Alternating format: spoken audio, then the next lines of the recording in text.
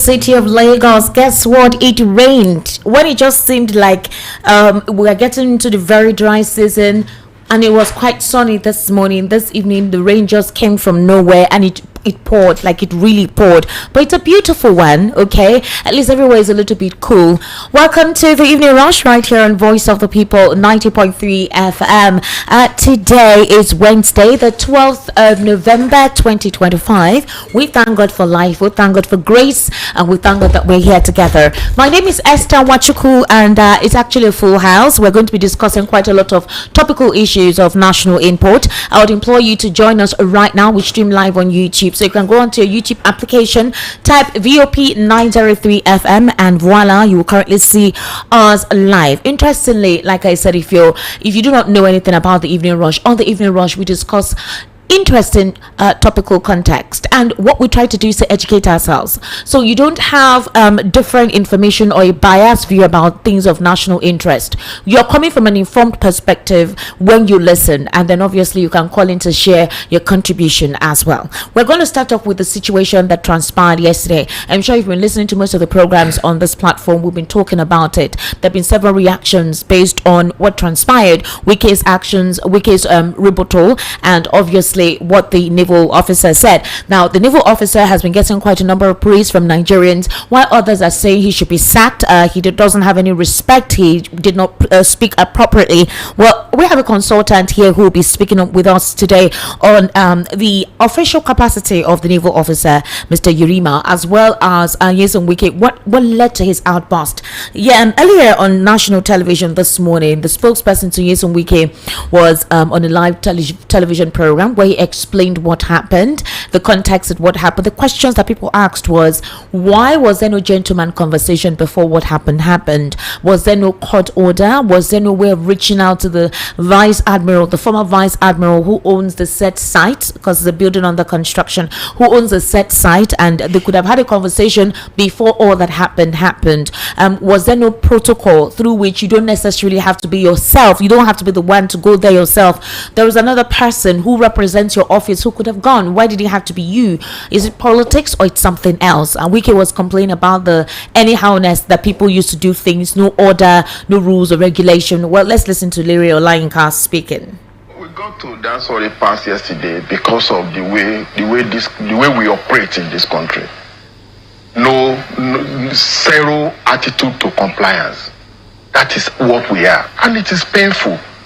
I saw the military, the army officer yesterday telling us that he was acting on an order, and I've also read online that a military man should obey the last order and order. And I've asked myself, which order? Like the minister also asked yesterday, you obey order, yes, but that order has to be lawful.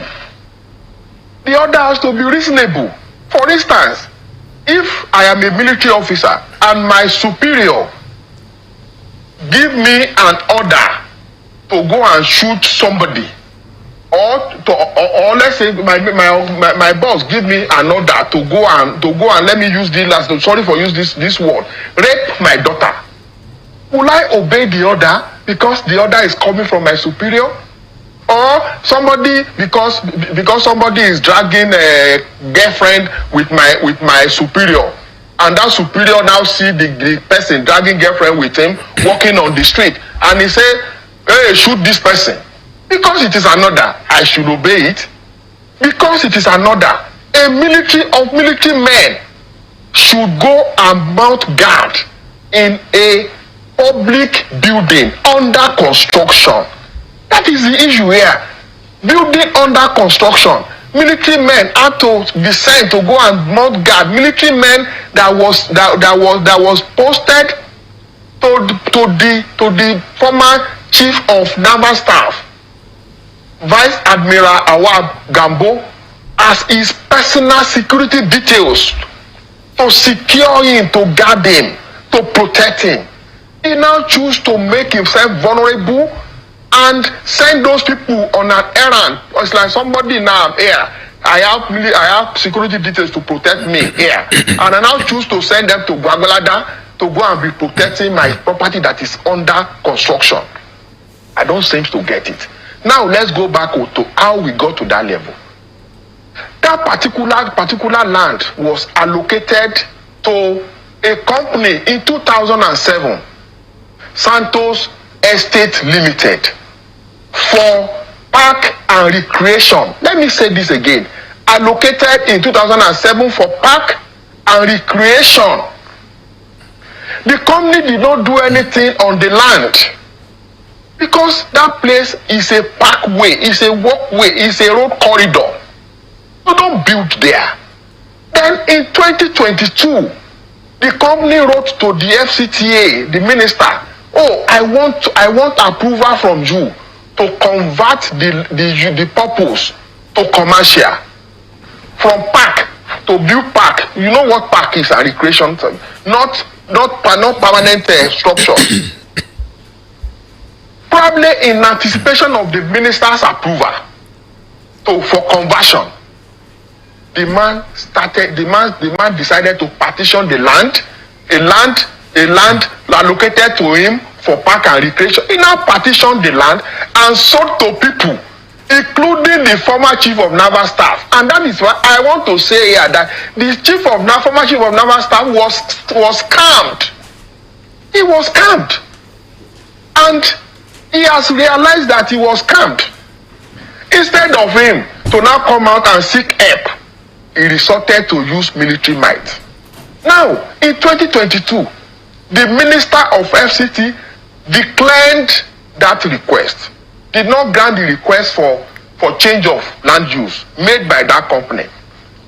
That was where it ended. But he had already sold the land to people, giving them the impression that the land use will change. Wike was not the minister then. In 2022, Wike was not the minister. Now, after selling land allocated to you for park and recreation, for people to build house, who should the former chief of naval staff go and hold? The person who scammed him or the government? He chose not to hold the person who scammed him, the company who scammed him. Now again, that particular portion has now been redesignated for the purpose of, if you know Abuja very well, you know how Babushi is. That is where you have Ministry of Works, Environment.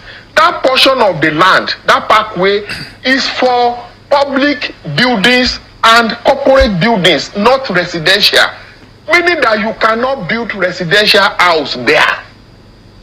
All right, that's Lorelaine Kanyese, Wike spokesperson. The Minister of Defense, Mohammed Badaru, also reaffirmed the federal government's commitment to safeguarding all military personnel performing lawful duties across the country. This assurance Badaru gave today. He had also gone to visit the supposed site that caused the imbroglio yesterday between Wike and the naval officer.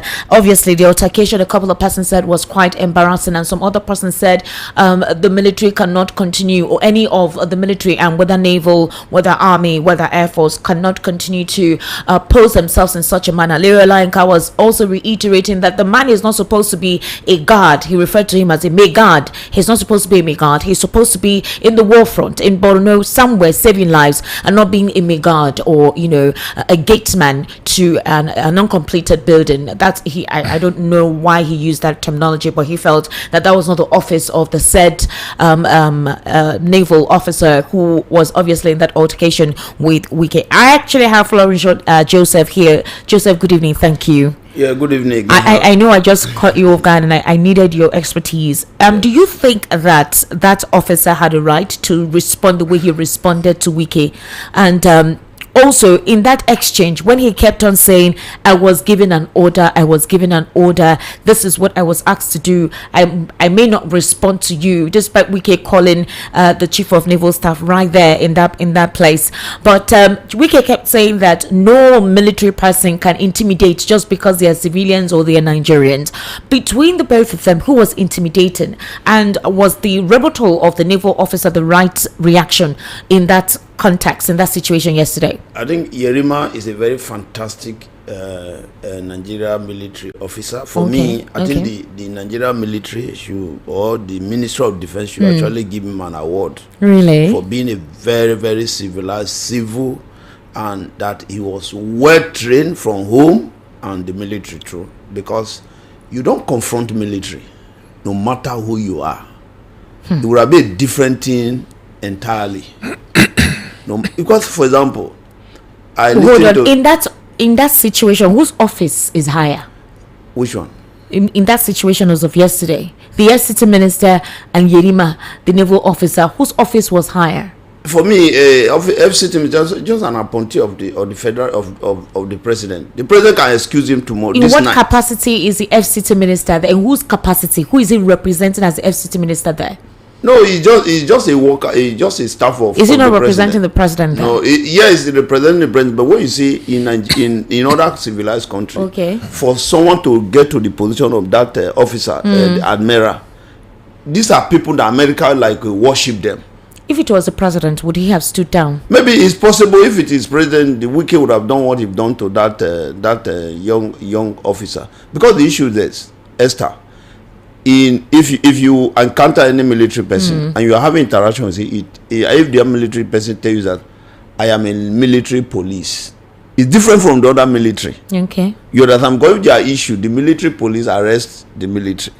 If there are issues, military police can arrest the military officer.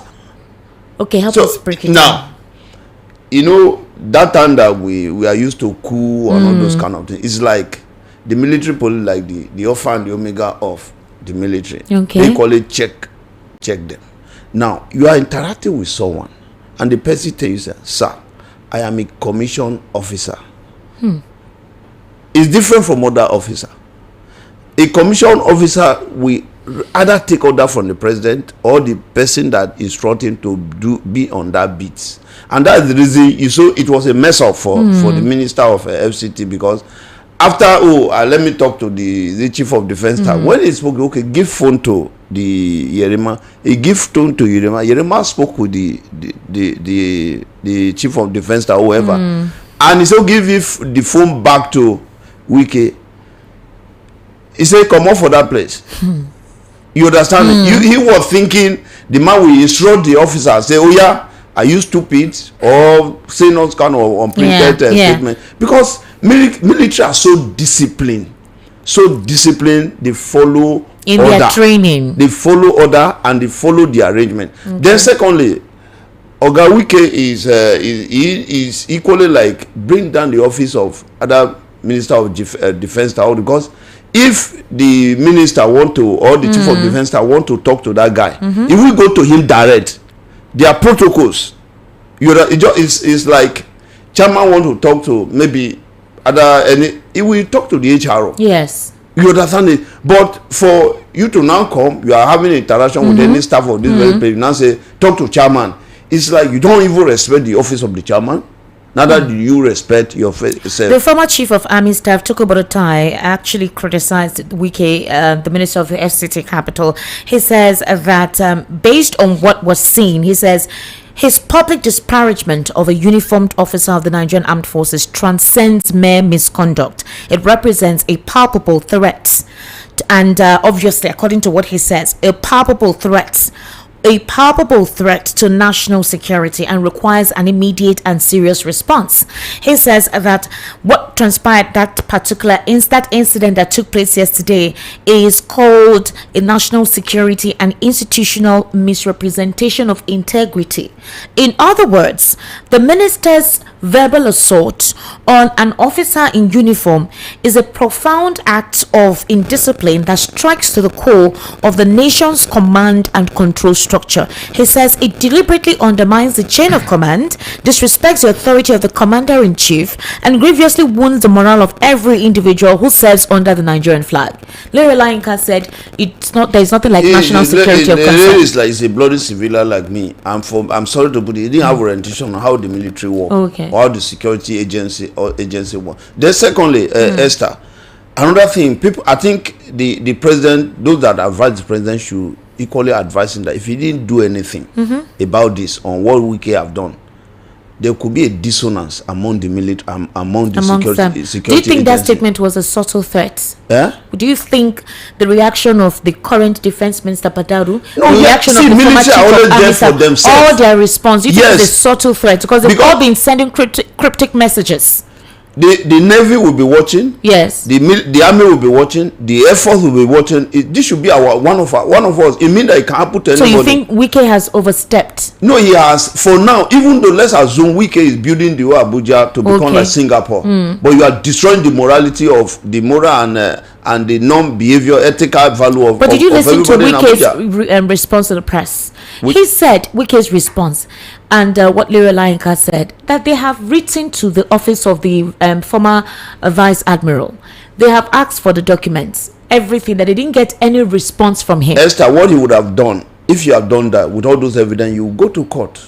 Wike is a lawyer. He's a trained lawyer. I don't know whether it's a case he has won. He says he's a So lawyer. he's a lawyer. So what he would have done is to go to court. The court will summon the chief, whoever that is in that. Then the court cannot make a pronouncement and give them permission and give them the order, go and take over this very facility. Because for me, it's like that was the highest risk so far. He put his life on. He put his own life on risk. Yes, it was Then, very what we saw. Those DSS that were there, those police officers that were there, he assuming that Yerima was not a very disciplined officer. Esther, this story it would have been a different thing entirely. It would have been a different thing entirely because there is no human being, serious human that know what to do than confront the military. So Yerima because was if the you bigger can confront the person there. military, if you can confront the military and you go scot free, then the sovereignty of Nigeria is in deep trouble.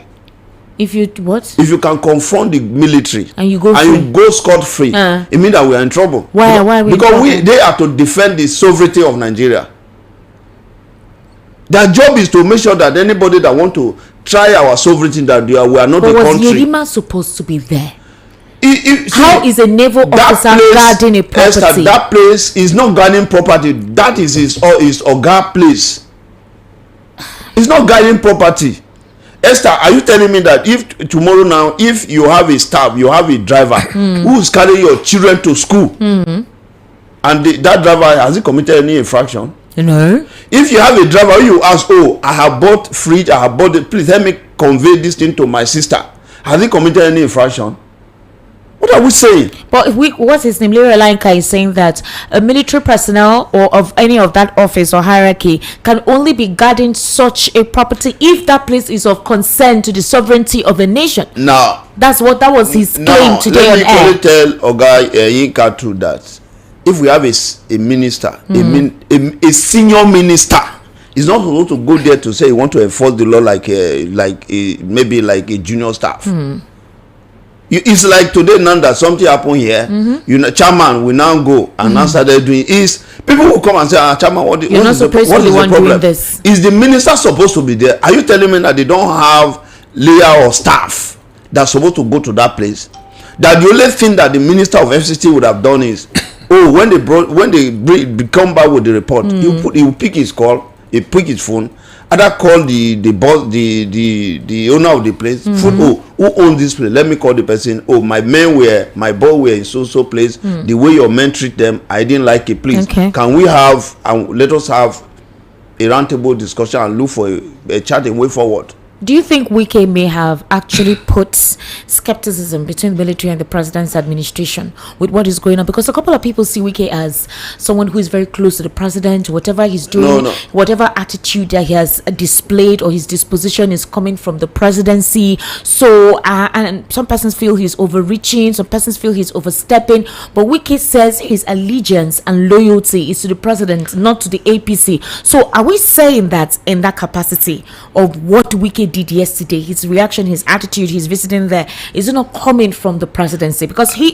tried to reach the president yesterday, no response, and then he called the chief of if he's able to reach the president yesterday, then there's a problem. No, he wasn't able to reach. Yes, assuming he's able to, we heard that he's able to reach the president yesterday. Then a lot of people will now be reading a lot of narrative to why should you pick a call of a person that's trying to mess you up? Then secondly, Esther, I think the APC too should equally know that, you know, Wike haven't resigned from PDP. Yes. Maybe it's possible too that it's like it's an undertaker. Which one will I finish? They've been supporting him yesterday. Is it APC or PDP that are supposed to finish first? Because, for example, you can't have a person who will say, okay, the president is from APC and the president need to deliver governance to Nigeria, and you are messing up the job of the president. Esther, that video is viewed almost across the whole world. People will be watching.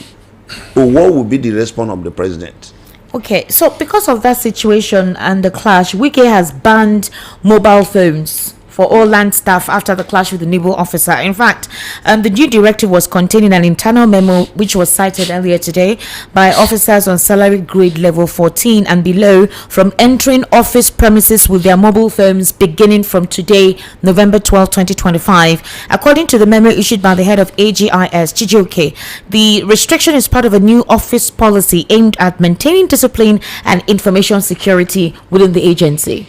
Which is agreeing that he has committed an infraction. So he wasn't happy with the way that it's an thing went agreement that public. he has made mistake. Instead of it to own, then what of the fundamental right of those individuals?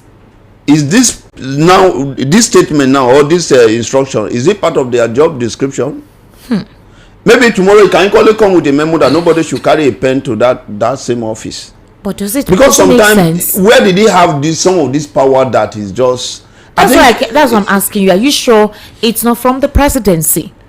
I didn't have any instruction that the president... You don't have to hear it. If his disposition, countenance, attitude, display with such authority, with such confidence, is he not working on the directive I think I said, and the office giving to him that, okay, this is your office, whatever it is you're doing, you have my anointing, you have my permission? Because you wouldn't do all of that if the president has at one point in time berated you and said, you're overdoing this, you're overdoing this, I am not happy with it. Are you trying to indirectly ruin me or ruin my administration or something? But so if he is acting in that capacity, then obviously he got the permission from the president. No. He says he's doing his job. No, Esther, all of us know Wike. Every Nigerian know Wike. When he was even in PDP, you go and play some of his statements. So you can't say this cannot be president instruction. Then secondly, you equally know that Wike is, for me, what is himself and people that are close to him should do now is to ensure that we could have an interface with a cognitive psychology. What? Because, see, Esther, you may be doing something very honest, you are honest, you think you are doing the right thing, but you may not, you will be shocked. Tomorrow you now ask yourself, how, because as if Wike is playing that video now, which he has shown, the sign there is now that he's now banning the use of cell phone in his office. It means that he has watched that video and that's okay. I think we would have done better. That video was really embarrassing, especially when he said using those unprintable names on the young man, and the young man maintained that was very a young man that he possibly could be his son.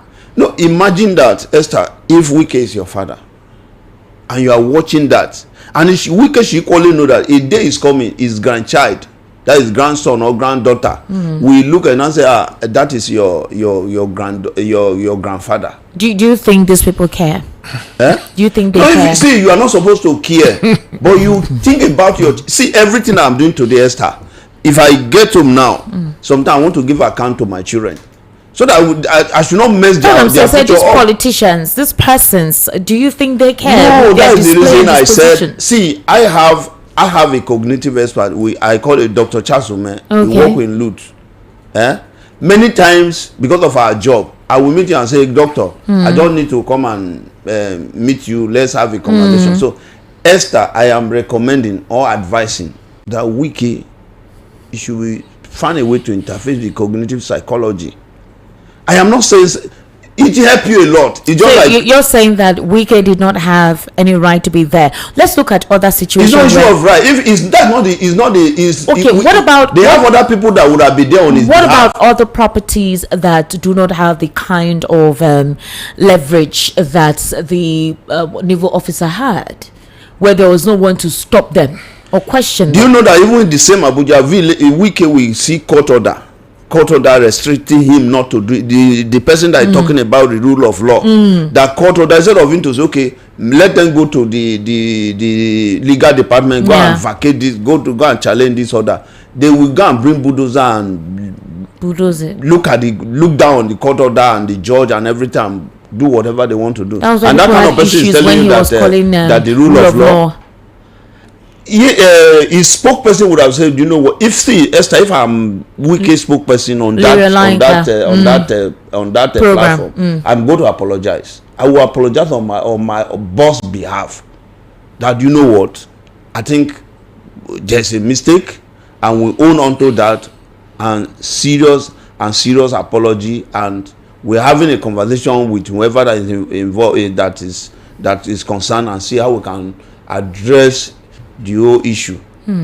You don't need to try to rationalize. If you are saying the officer is not supposed to, is your boss supposed to be there? Is your boss supposed to be in that very place?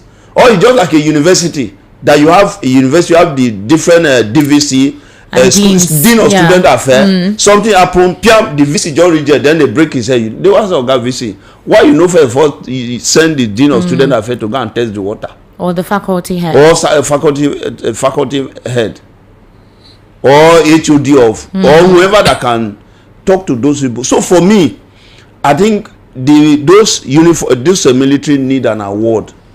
They need an award. Because if he had also gotten offended with the way we with all those provocations, you are telling a person be something else that you are stupid, you are calling or printed. Okay, that guy should be, if he's not a father to someone, he should be a senior brother to someone. He's a son to an individual.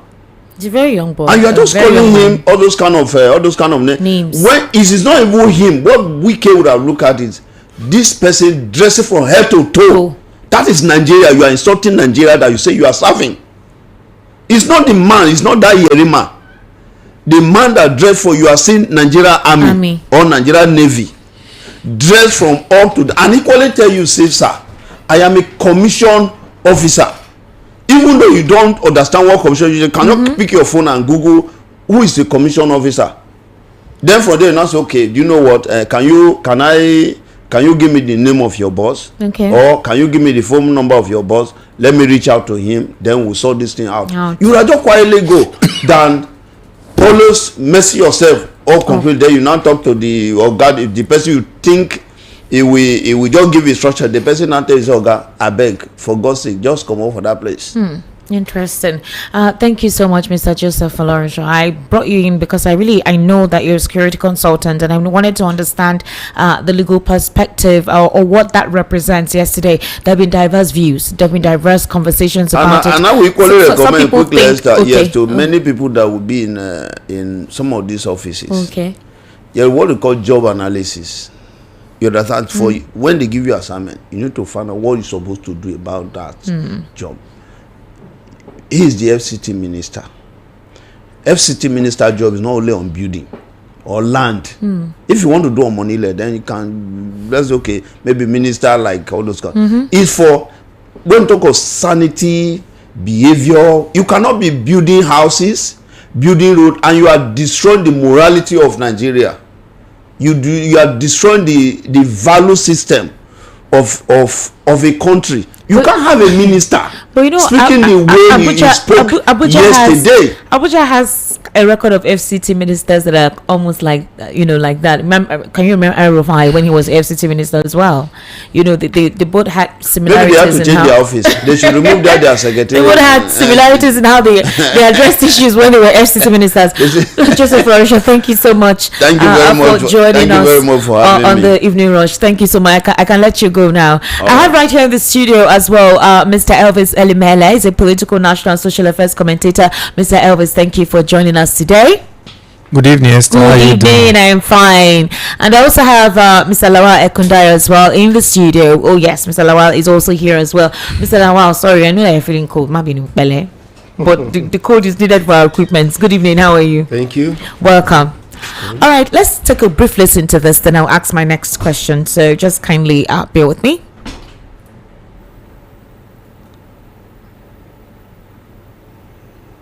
Nobody likes to lose, say painful. And but to some others who put in everything that they have in the process to unseat Soludo, and they crisscrossed one of them, for example, who put in everything, organized, had his photo, even though it wasn't on the ballot, had his picture on the billboards all over the state. Just the same way, they let him on the raise his hand and ask the Anambra to vote. He thought that they would also come and raise somebody's hand and to unseat Soludo. You could touch the bitterness, you could touch a game, organized rallies, march through streets, went on community tours. I even saw the video where he was pleading with his own community not to let him down at the election. And the election came. He saw something that he never ever imagined in his life. But somebody who can't imagine it sits down sulking after failing absently. And so that I can understand it. If you finish pleading with your community not to let you down, we allowed, and then we felt in sympathy with him. We even ignored his polling units, at least let him, while we focused on the wards. Now, Apuga, we won all the 4 wards in that his community, all of them here. Left we thought we didn't contest for his polling unit. We thought he can at least take his polling unit, but lo and behold, ABC defeated him in his polling unit when Apuga took the entire other wards. So I can understand it. I can understand why, if you are a serial loser and you see somebody else ascending, you sought to stop us, you couldn't. In 4 years, what we have spent in 4 years is less than what he spent in 1 year in dollar terms. But in terms of the record, the people spoke. The people, from his polling unit to his ward to his community to Anambra, all over, 21 over 21 local governments, and so on and so forth. So I can understand if somebody is feeling that frustration, why that it might be getting to his head a little bit. Maybe. And so you now see him talking, somebody showed me what he was saying on the about the election and that kind of thing. Then I said, I laughed. Somebody, I think something is beginning. I'm going to call a meeting of committee of friends so that we can get to him to advise my brother. Or at least we can take him to Fun City so that he can relax. Otherwise, when you now get on, we try to coach him to play in League One after I had finished playing the World Cup. We coach him to play in League One, but he just left League One, injured player, stranded, confused, and with no club. With no club.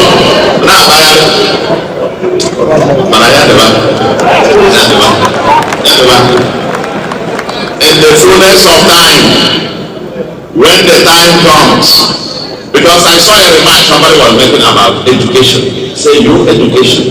The fullness of time will get the record out of how somebody deliberately and intentionally destroyed the public education system in Anambra. And we will show that.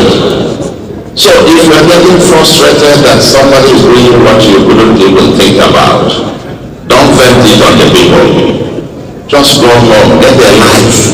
Because idleness and serial losses can get into somebody's head.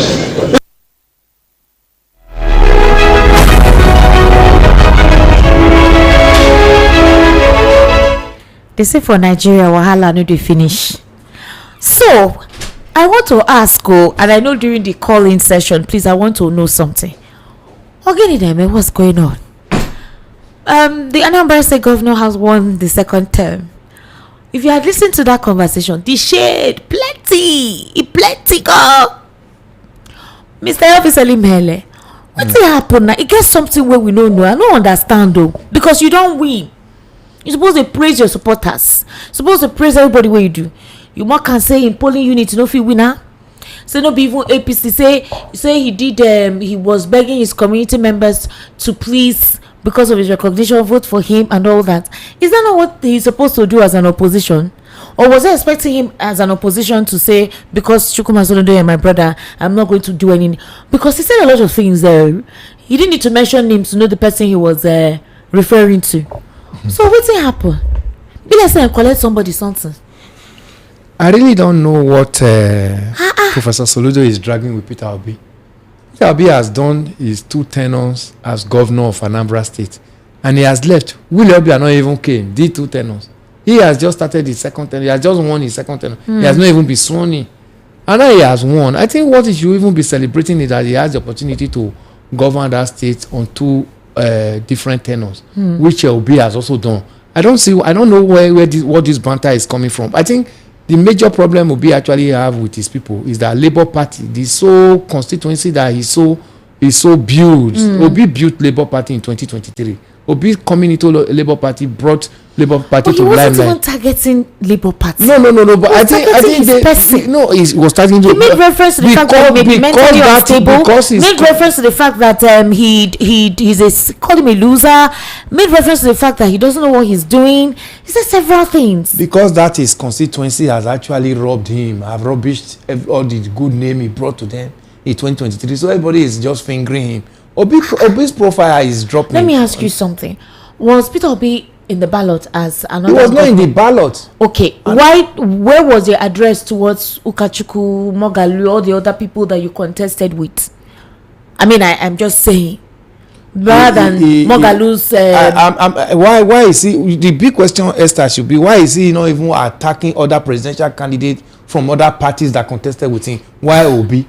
I don't know what he's dragging with him, because I mean, maybe with time he will be able to explain to Nigerians. Soludo has always had his stance since 2023. You saw the open letter he wrote. A couple of people feel that letter is what ruined Peter Obi, what brought him down the ladder, what made a lot of people start questioning how somebody from your home state who is supposed to show you support is not showing you support. Somebody from the southeast, someone that was once in your political party, that you're supposed to raise his hand up and say, okay, we'll work together. It's been a long time. We had somebody from this region, get close in that particular order. So what could have been I'm not saying that there is anything, it's nothing bad in you having maybe this is a political dispute. This could be planned. Nobody knows.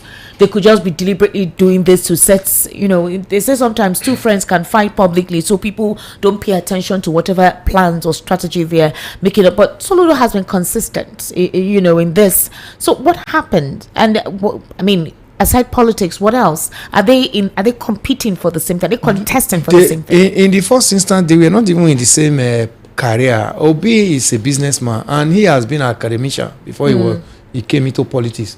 So I don't know where their road has crossed before now.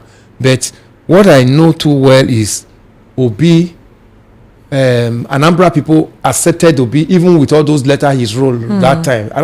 He got a very good vote in Anambra in that 2023 general, which means Anambra people did not buy into all that pull down syndrome letter he wrote against Obi then. But I think he even saw himself that he was a loser, because the way the Obi was overwhelmingly accepted in the whole eastern states was something that could give him concern. So he has to continue his trajectory so that he will be able to pull him down. And again, Esther, do you even know the political intention he has, aspiration he has after his second tenure? Okay. Nobody knows about that. These are politicians. Once they get it, he considers himself a better option as a candidate coming from that region. Yeah, but he contested for presidency before in this nation. Okay. Yeah, he did. So who knows? Maybe after his second tenure as Anambra governor, or could it be that he might be vying for Chukwuma Soludo presidency. is playing the politics well, like he's supposed to play the politics. Get into the grind is how they do it. No, playing politics does not mean you should now begin to malign somebody's character, begin to, making it like personal thing. Some people will say he didn't mention names. But he didn't mention name, but in Nigeria we read body language. So why are we discussing it in the studio this evening? Because we know even if he did not mention name, body language, from all those statements he made, we know where he's directed at. Another issue that we heard, I tried to reach out to Yunusa Tanko, but he couldn't pick his call. I don't know if it's because of what happened or they're doing something. So we heard of a leaked chats of 28 million naira kind of scandal, as some obedient leaders were accused of looting Anambra campaign funds. A couple of people think this could have also been one of the issues why Labour Party did not, Magalu did not get close, or that even the polling unit of Peter Obi, he lost it to APC. There were some chats, like I said. I don't want to play out the chat here because the language was spoken in Igbo, and they mentioned two persons. Okay, I think one's name is Jack and another person. They were saying these persons in the obedient movement used siphoned campaign funds. They didn't pay people that came to work, and some people were saying that, how does Peter Obi intend to win if he thinks he wants to do things in a clean way? You have to pay people. How do you even trust the people in your circle if the proper election has not come? This is just Anambra, and yet persons are siphoning funds. It's normal. It happens. Things are really bad. It happens. But how did it get to the point that 28 million naira? Some persons couldn't be paid. Some persons went away with the money and all of that. That's why I really wanted to get across to Yunusa Tanko to know what happened and how, if this is happening now, is there a possibility of any close win like what happened in 2023 in 2027? Absolutely no. 2027 is going to be difficult for Peter Obi because as we speak, he has no political party. He said he'll be announcing that sometime this month. Well, let's wait and hear from him. But at this moment, Esther, as we are discussing this matter, he has no political party.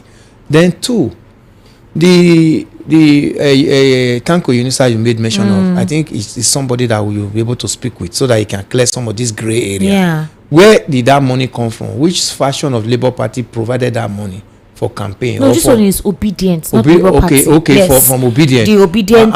Since he is the coordinator of obedient movement, I think he's a better person to clarify how that money came in and how it seems as if it was not used for what it was meant for. Because in 2023, we were told that some of Labour Party agents were not paid, and some of them had to desert their responsibility. They deserted their polling unit, and some other political party now pushed them and used them against Labour Party, especially in some part of the north. Yeah. We heard that. So things of this nature must be guided against, because if Obi must win election in Nigeria, just in the south alone, the same way the polling unit in his own ward in Anambra State is important, so also is important the polling unit in Karanamoda in Zamfara State and there in Yobe and all part of Nigeria is important, because when elections are being collated, you are talking of the highest number of votes scored and the spread. All these ones are the laws that guide electoral results. So it is now they have to start working on how to make sure that a repetition of 2023 do not come up again in 2027. But it's disappointing to hear that ordinary Anambra election, Obi's home state, that we are even hearing some of these infractions now coming up at this stage. Then you cannot imagine, just oppose this with what is going to happen in 2027 again, especially now that even Obi's profile is not as high as it used to be in 2023. So Obi has to, the obedient have to rally around the person they so love. They say the downfall of the man, the enemy within, could be one of the. Yes, there are some moles. Do you think that's basically what is going on? Yes, there are definitely, Esther, there are some moles who are actually pulling down the clog, the working clog of whatever, whether obedient or whatever. It's not everybody that pronounce that name, I'm an obedient, actually working in favor of the person, their principal, whom they actually say, let him get to the presidency and become the president of Nigeria.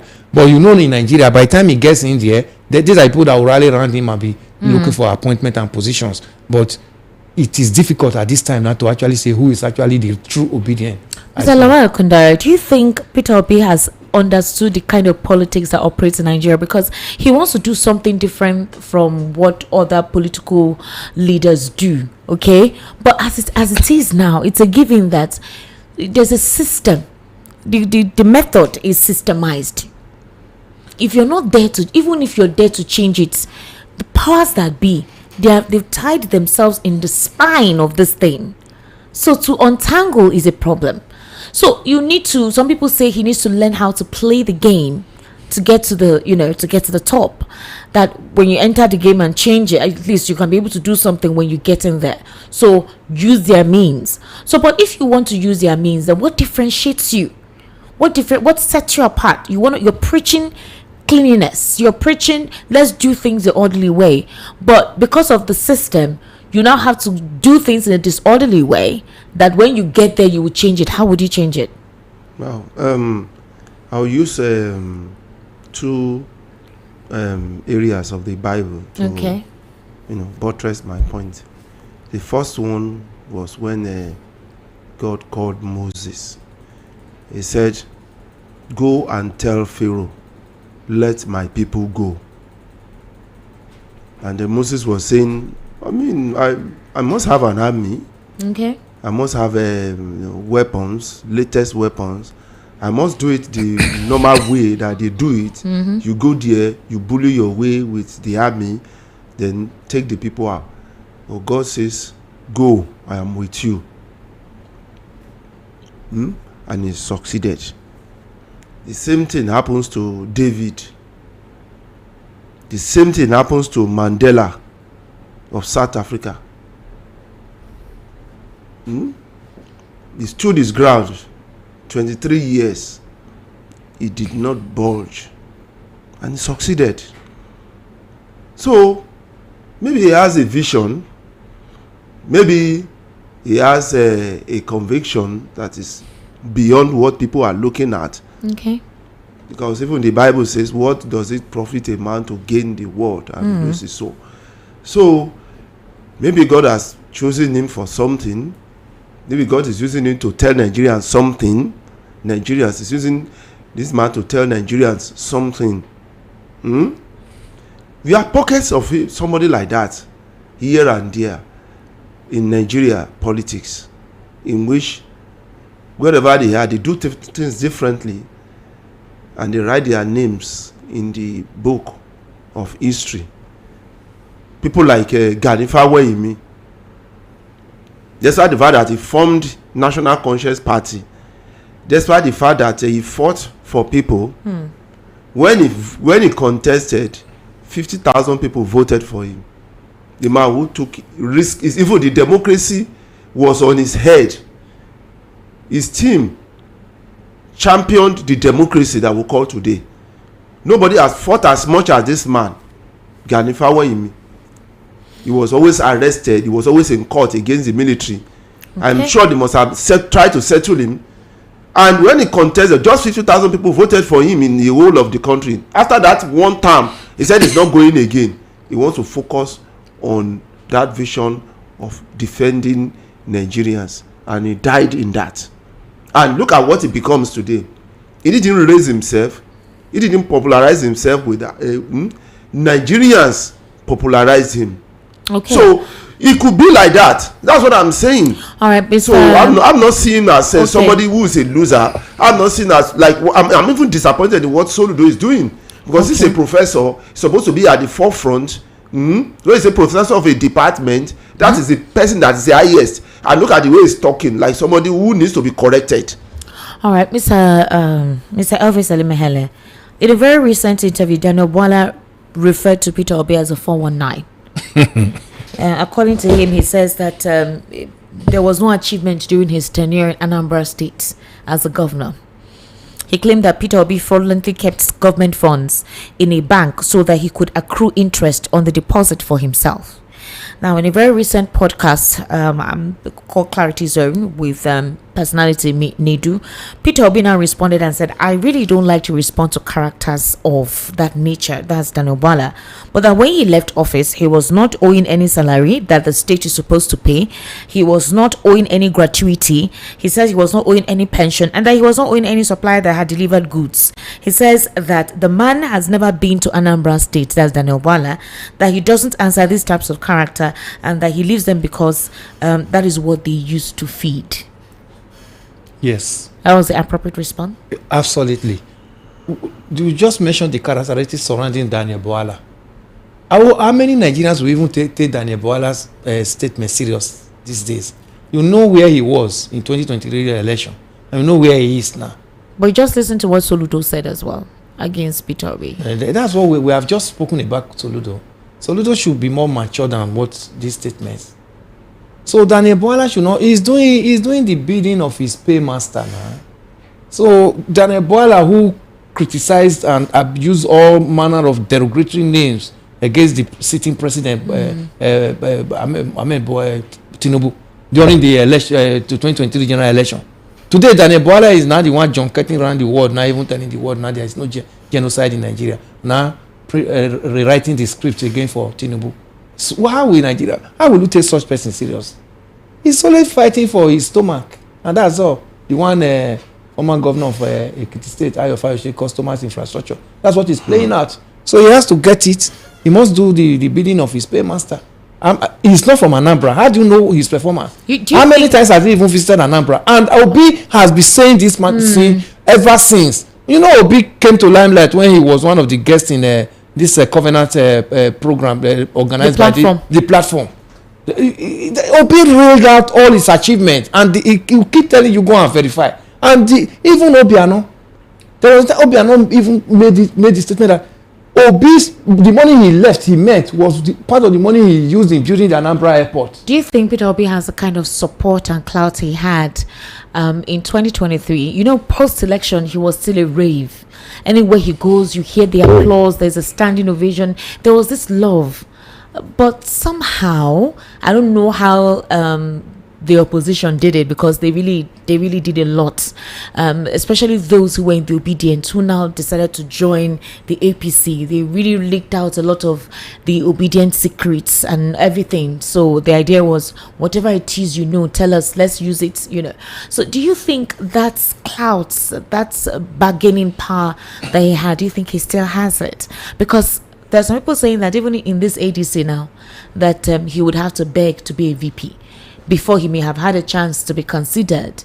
But now that supposedly they have done what they have done, that he'll beg to be, nobody wants to even give him a VP slot. And remember, in all of this, he's been quiet. So with what is happening now, his reaction to issues, his attitude, his countenance, his disposition, with this whole, even when Shore called that let's go out and protest for Nnamdi Kanu, Shore having to represent people whenever there is any issue and all of that, do you think that he has that supposed followership he had in 2023?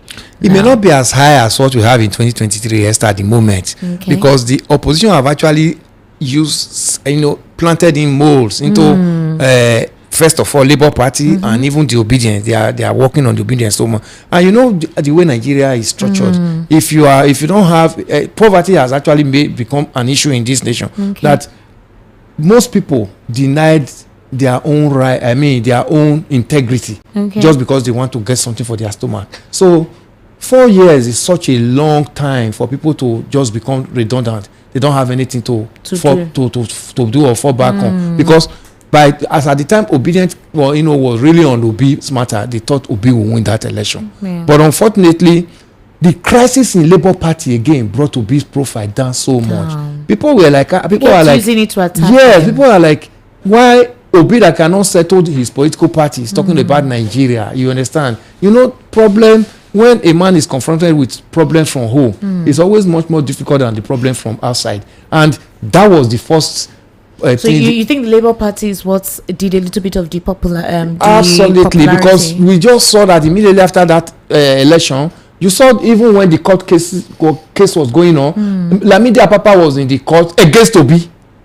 No, I think in Lamidi Apapa's case, people understood that he was a factor planted somehow. No, Esther, but where I'm coming Esther. from is that when the Abure situation happened, where the opposition used in having to cast aspersions was that how are you the person that brought this party 6 million plus votes and you can't resolve the issue? Yes. Now some people said that Obi is just a candidate. He came in and joined the party, decided to make him their representative. The party already had its management. He already had his group. There are party leaders who Obi was not part of. Obi was not part of the leadership of the party.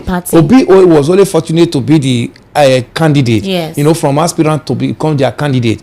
That's one. But no matter the situation, Esther, as soon as immediately he came in and he got the ticket, he became the leader of that party. So whatever problem that party has, since that is the law, that's the constitution, you know, and I've been getting to it, you got their ticket, you become the leader. The Obi ought to have stand and make sure that the problem in Labour Party did not degenerate to this level it is. Because they always say charity begins at home. Yes. Some people kept saying, in fact, not just people, Peter Obi himself, he responded to several questions on that particular matter. And he said that there were APC members in the Labour Party. It was like they had planted themselves so much that they were ready to make that party fall. It's not an excuse, Esther. It is in all political parties.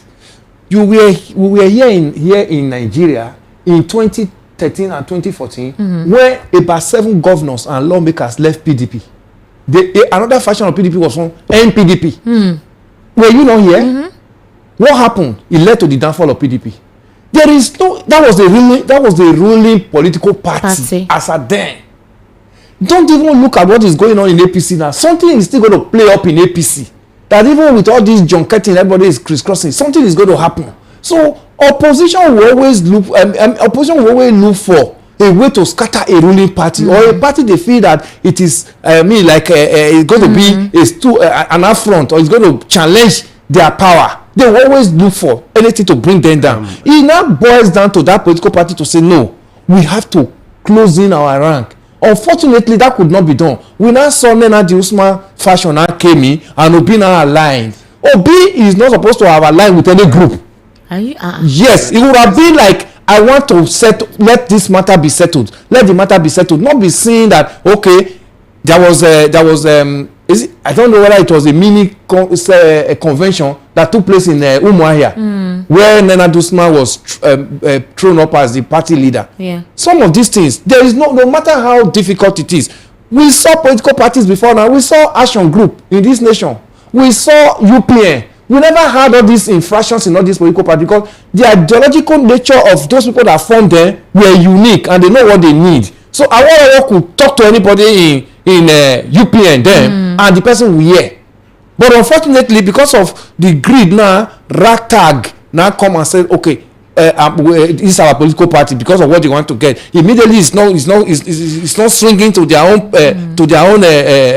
ways. They now pull out. That's the problem. Political parties, these very dispensation political parties, are not formed in an ideological form. They are just like people who want to grab the power by all means. That's exactly what we are still going to see. Even in the coalition we are hearing about ADC, it will not work. It will not work because look at all the leaders in ADC. Is there anybody there that you don't know his profile in Nigeria? That before now, David Mark was 2 times Senate president in this nation. Aregbesola was at the time he was like the chief of staff or the person that put the pillow under at the neck of Asiwaju as governor before Asiwaju could sleep. I mean the president when he was governor of Lagos State, Tinubu. Today, they don't see eyeball to eyeball. Asiwaju made him governor for two-term governor in Osun State, but today they don't see eyeball to eyeball. Then, I mean, what is it Atiku? Who do you know how many? Even as a sitting vice president, he had issues with his boss. President Olusegun Obasanjo, you know he ran to AD then to get a ticket to contest for the presidency of this nation.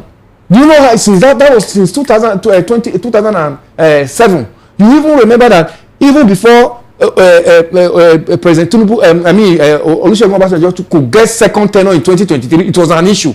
He was already plotting around him to be thrown out. All right. Remember when we said President Obasanjo has to kneel down and was begging governors, powerful governor like James Ibori then in PDP.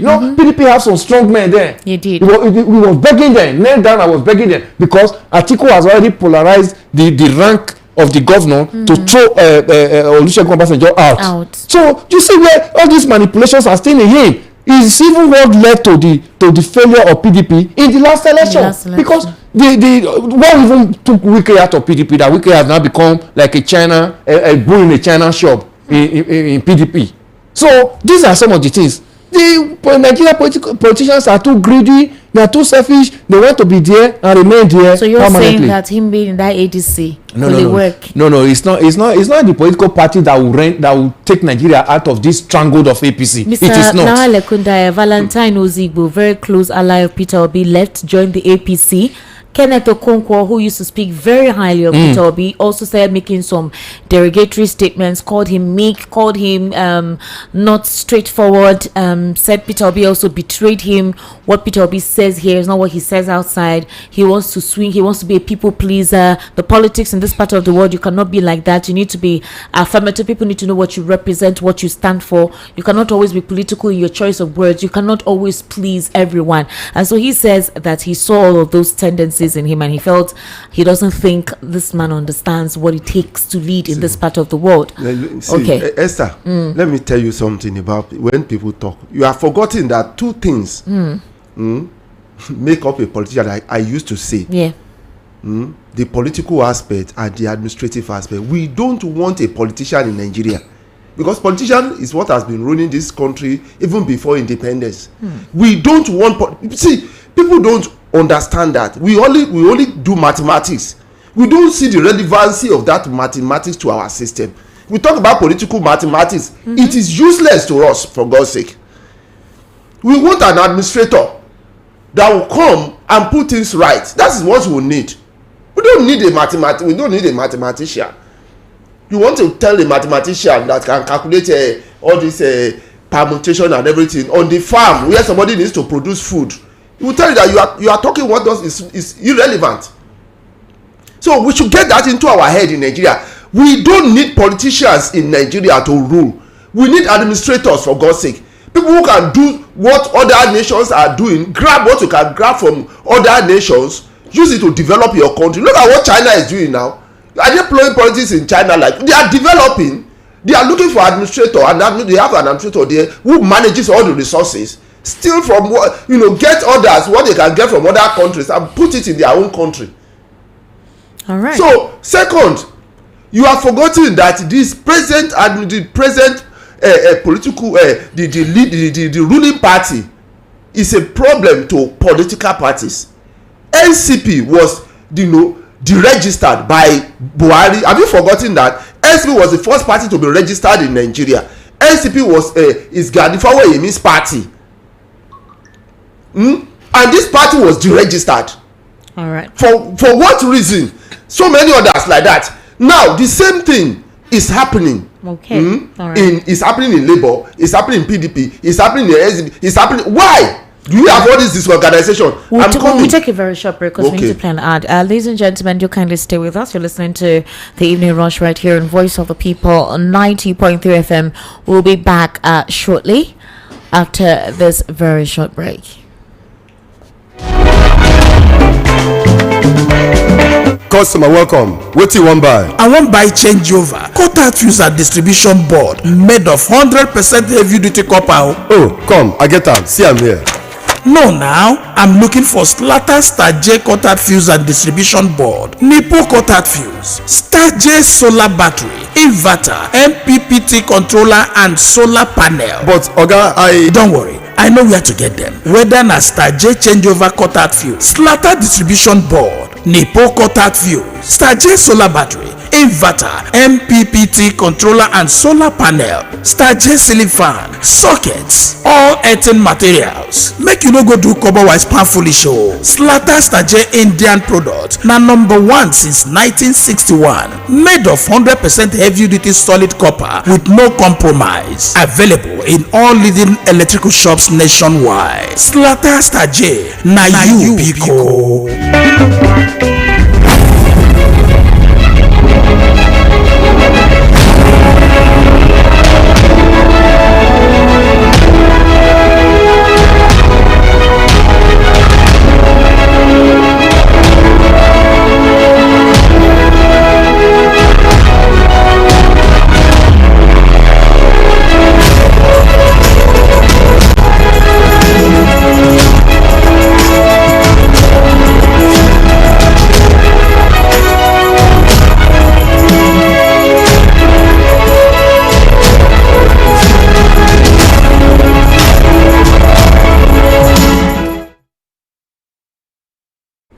Welcome back. This is still the Evening Rush right here on Voice of the People 90.3 FM. My name is Esther Wachuku. You've also been listening to Mr. Lawa Ekundayo as well as Mr. Elvis Elimihele. I want us to take a brief listen to this and then obviously my analyst will respond. The killings are senseless. But if you are the one doing the killing, it makes sense. A lot of Nigerians don't appreciate our history. They don't also appreciate what has been happening in this country, especially in the past few years. I believe that if people know history, they will know why the Fulanis are doing this. If people know our recent history, they will know that there is an attempt to grab a lot of land from the people of this country for the Fulani of the whole world. For people who don't know, the Fulanis have their original homeland in Guinea, that is in Futajalon. And they had an outing from Guinea. From 1804, the outing in Nigeria was represented by the Usman Dan Fodio Jihad. It succeeded. There was a caliphate which they established outside even the boundaries of this country, because the caliphate from Sokoto, if you go up country, it went into Chad, it went into Niger. And then from independence, we have had about 3 Fulani leaders who have led this country. But in the original homeland, which is Guinea, the Fulanis have not been allowed to lead Guinea.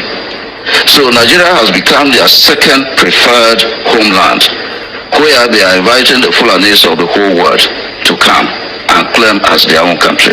And people should realize this. And if we sit down here on our ancestral lands in this country and somebody comes in to kill us, it becomes a problem. Let me just say this. Professor, I'm afraid I have to interrupt you. No, let me just say this. Just before you say what you say or what you want to say, I want to ask, how do you have, how are you able to draw this thread? You have talked about history. We all know that before now, yes, we fought into tribal wars.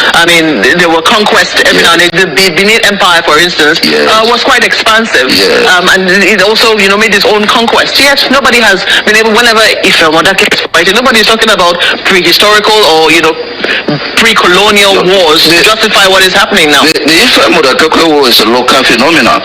In Nigeria, what happened? When the British people came in, remember, the caliphate was a pre-colonial phenomenon, and it gave the Fulanis some privileges even over the Hausa states, because they manipulated Islam to take over the Hausa states, and it gave them some privileges over the Hausa states and other Nigerian groups which they used to raid as slaves. When the British people came in, people who know colonial history will know that they privileged them. They decided to divide and rule this country by privileging the Fulanis over other groups. So what happened is that the Fulanis moved with their privileges from the pre-colonial period into the colonial period. And now that we have independence, they are also moving with the privileges they had under the colonial government into independent Nigeria. And independent Nigeria is not a feudal system. Independent Nigeria cannot allow a group of people to come into this country from all over West Africa and claim this as their own country. What happened during colonialism was that the states we have presently became fixated in terms of their boundaries. Now my question is, how do you know that there is an... I'm not hidden that. Remember, the governor of Kaduna State has admitted that he used state funds in Kaduna to pay foreign people from outside the country from coming to attack us. Remember that the government is now belatedly saying that the people who are responsible for this are foreign mercenaries. Remember that the Inspector General of Police before this one and the Minister of Agriculture has argued consistently that the people attacking this country are not Nigerians, they are from outside. What this means is that if somebody comes from outside, he's coming at whose instance? Remember where Benue is. Professor, if you come from outside, and you go right into Benue to attack it, where are you coming from? Just before you go on, I mean, there have been other, there have been other plausible theories around this. They have talked about how there is an environmental crisis. The fact that even the Lake Chad is drying up, and right now there is a need. I mean, even the desert is encroaching. We're all aware of that, and that pasture that used to be available for cattle is no longer available. Population is exploding. The usual cattle routes are no longer available for cattle to go around as they used to, owing to this population explosion and development and civilization. All of this do not matter in the context of the crisis that we're currently seeing. No, all of them matter, but they are not as important as the point I'm making. Remember the so-called cattle routes. They are not today's invention. These are cattle routes which were established when the jihad succeeded and there was a Fulani, there was a Sokoto Caliphate. So the cattle routes there were established for the Fulani of the whole West African sub-region to come in and out of the country. It's just Nigeria. So, Mr. Elvis, that was Professor Zachary Gundus. He's a professor of archaeology, and he says that it's unfortunate that a lot of us no longer understand our history. He was given the history of where the Fulanese came from, and this is their disposition towards doing things. I remember when what happened in Plateau State happened, where there was an attack on the residents 2 consecutive times, and they actually incurred major casualties. And the governor, in a live interview, said that some of them were speaking languages that were alien to any known Nigerian language that we speak here. Do you agree with what he said? Absolutely. Why will I not agree? We were here when, during the governorship leadership of El-Rufai in Kaduna State. Mm-hmm. The killing was so much in Kaduna throughout the 8 years of El-Rufai as governor of that state. And El-Rufai made it categorically clear then that he was paying the bandits so that the killing could stop. Esther, remember, Nigeria never had banditry. We had Boko Haram. Do you understand? Bandits were imported into this nation as mercenaries to fight Jonathan's government in 2015. Remember when the late president said Babu and Mokins' blood was going to flow? All right. If he didn't win that election. You also remember when El-Rufai made that threat statement that even the foreign observers, they are going to go with body bags. Because they already knew what they have planted around to destabilize Nigeria if Buhari did not win that election. That's where those vulgar languages were coming from them. And eventually, thank God for the wisdom of Jonathan, when he now came up with a slogan that his ambition does not worth the blood of any Nigerian. And God still using fire to make sure that he actually allowed that slogan to become a reality. When they declared that he lost that election, he handed over. These people they brought in are the people that formed this banditry we have today in Nigeria. Nigeria had Boko Haram, were quite agreed, and Jonathan was solving it. Jonathan brought in mercenaries. That's what that election of 2015 could hold, to assist in making sure that Boko Haram were pushed to the fringes so our election can hold. Remember when Jonathan has to travel to Borno State at the nick of that election, and Nigerian soldiers were within then. I was saying it will not happen again. There was a time we had Sambisa Forest Ground Zero. That Sambisa Forest was almost taken over. Remember the time Major General Hejirika was the chief of army staff in this nation. He has almost finished Boko Haram. But what happened?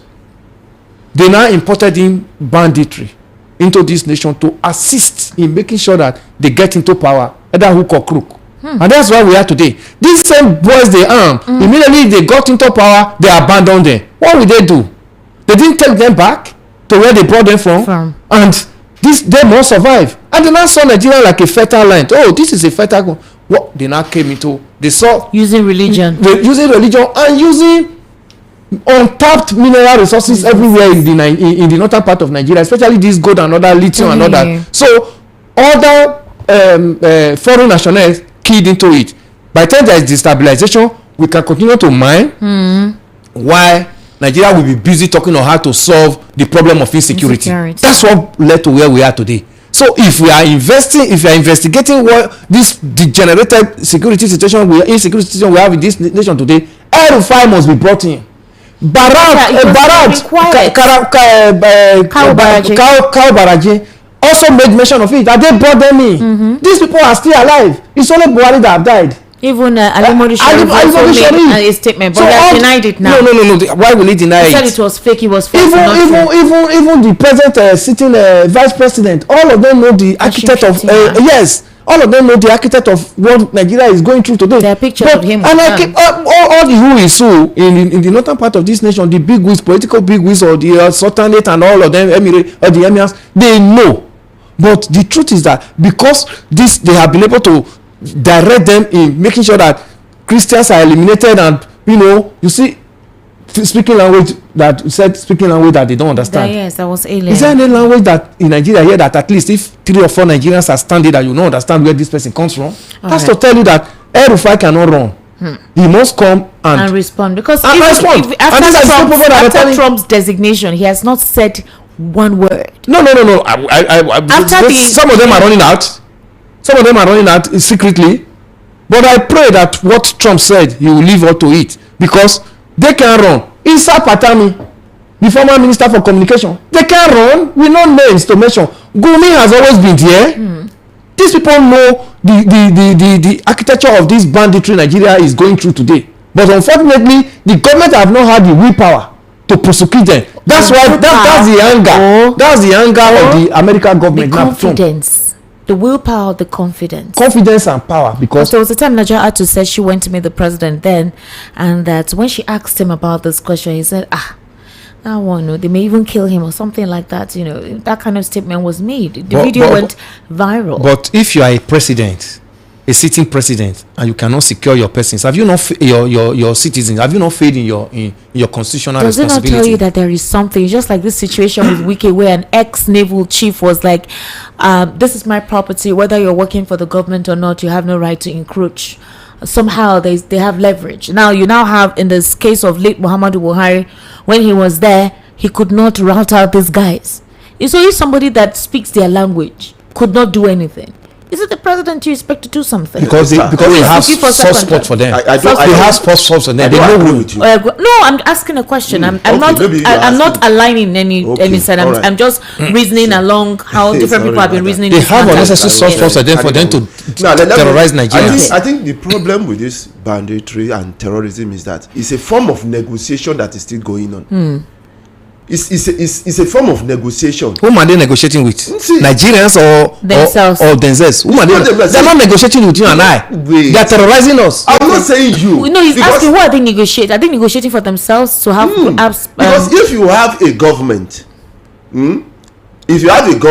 who have everything possible to take care of this insecurity and it's not doing that, then the question is, what has happened? There must be a certain negotiation, because of the fact that if you have everything you need, you have money, you have human resources, you have everything, I want to understand, and then you are not doing it. Now, negotiation from the aspect of the government, or negotiation from the terrorists? And the terrorists, because you can see them paying them, you'll be wondering.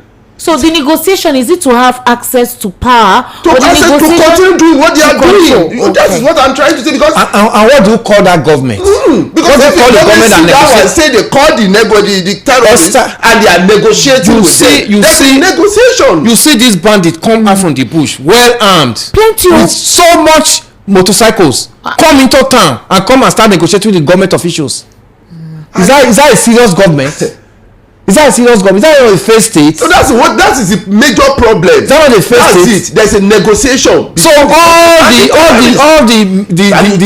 all the song we sang that Buhari was coming to, General was coming to eliminate insurgency in Nigeria.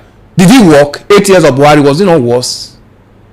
Buhari, unfortunately, is dead, but his legacy is it. I keep telling you, 8 years of Buhari is a monumental failure to this nation. All right, ladies and gentlemen, let's get your reaction. I know I've been seeing a lot of your calls and messages, and I will chop mirror today. The number to call is 080-3692-9933. 080-3692-9933. Good evening. How are you? Hello. Koboko, welcome, sir. How you doing? Thank you very much, sir. They planted the most in the Labour Party and the PDP. If you are tough and smart politicians, stop intimidating opposition with EFCC and Agros and ETC. Anybody can castigate people to you. But to talk about the 2023 FIFA offering and announcement of result at 3 a.m. Mr. Kundero, you still never answer me. The point of which always they make them 3 months and 3 weeks when convincing the election. Mr. Kundero, I still want you to answer me. Politicians have industrialized and hospitalized poverty. They want to use other road that is best applied to campaign after the electoral next year. They are no longer doing social security and social welfare according to AVDIC and Montesco. There's any policy of government that is not favorable to the masses. You have to refuse it. Let us take it back. Yes, sir. Now, what was I just saying about Ottoman diversity of 1884? Ottoman enter inside Nigeria to kill, bury, and acquire land, and he died. So he said, if I don't get you, I will use the water to get you. So they are now using Uzodemba to remove Edwa and remove Uzodemba on the 14th of January 2024 rent the land. But they did not succeed. But they are not using technical and tactical and sociological Nigeria and they are not helping them in the southeast by removing the youth golf and the collapse so that Fulani will infiltrate. Even you can use Ignos and the Fulani one-on-one, they cannot do anything. So nobody should influence money for me. I get my Mark 4, I get my sprayer, I get my order. So they can never offer my anybody. Anybody that is saying he wants to influence Koboko. Thank you very much for calling. Hello, good evening. Hello, good evening. Turn down the volume of your radio, okay? Hello? Hello? Can you turn down the volume of your radio? I know you were holding on WhatsApp, so no one will get across to you. So turn it down now. Hello? Hello? Yes, what's your name? Hello?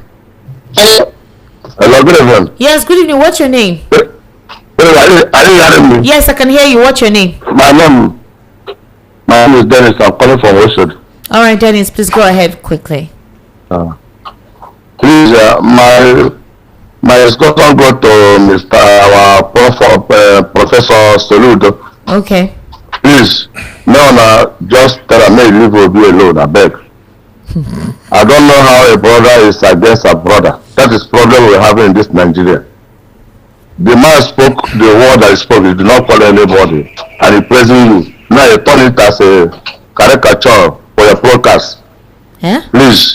What are you saying? Let him leave the man alone. Let him leave the man alone. First is what he did in Anambra State. Okay. Bye-bye. 080-3692-9933. 080-3692-9933. That's the number to call, and the WhatsApp number is 0817-1756-338. Hello, good evening. Hello, Esther. Welcome, sir. How are you? I'm fine. I'm Paul calling from Isolo. Paul from Isolo, welcome. Please go ahead. Yes, please, Esther. Paul, are you so noisy? I can hear music at the background. No. There's no music at the background. Can you hear me now? Okay, go ahead. Yeah. Is Soludo actually an academician, a real professor, an educated professor?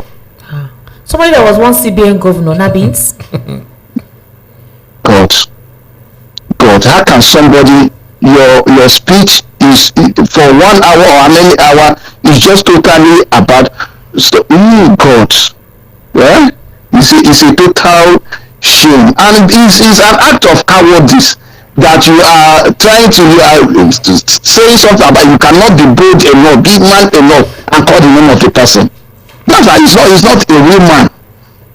Talk less of being a professor. You see, that is the problem we keep having. Some people that claim to be educated at last one, I don't know whether it's old age or what, they start misbehaving. Look at Wike, a whole lawyer. Can you imagine what we are having, what we are profiting? And tomorrow somebody tell that education is a scam in Nigeria, and we say the person shouldn't have said something like that. Imagine, these are learned, educated people, but look at how they are behaving like motor park people. It's a shame. Thank you. All right, thank you very much for calling. 08036929933. That's the number. Hello, good evening. How are you? Hello. Hello. Yes, good evening. What's your name, please? Hello. All right. 08036929933 and the WhatsApp number is 0817175638. Hello, good evening. Hello. Hello. Yes, you're live. Good evening. Hello. What's your name, please? Madam Esther. Yes, good evening. Good evening to you, guest. Welcome. What's your name?